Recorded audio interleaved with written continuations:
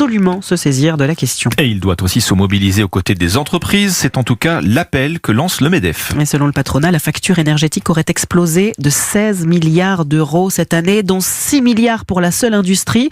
Des hausses de prix que les entreprises ne parviennent pas à répercuter sur le consommateur. Le risque, c'est l'arrêt de production ou pire, la faillite. Et pour certaines multinationales, Fanny, c'est l'ombre de la délocalisation qui plane. Exemple à Dieppe, où l'usine Toshiba s'attend à voir quintupler sa facture d'électricité.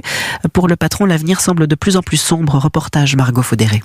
À chaque fois qu'Alain Vernat ouvre la porte de son usine d'encre de tonnerre, il a un pincement au cœur.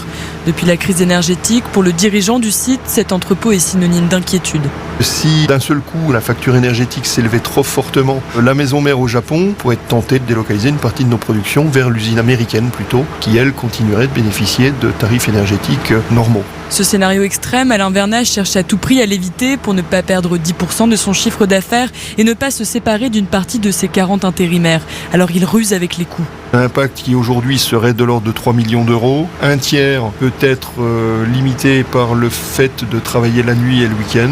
Et si ces efforts n'étaient pas suffisants, ce patron qui a gravi les échelons et qui connaît l'entreprise par cœur temporiserait. Il s'écoulerait déjà certainement plusieurs mois avant qu'une décision soit prise et puis encore quelques mois pour activer le transfert. Et c'est toute une ville qui compte sur lui. À Dieppe, tout le monde connaît quelqu'un qui a travaillé dans l'usine.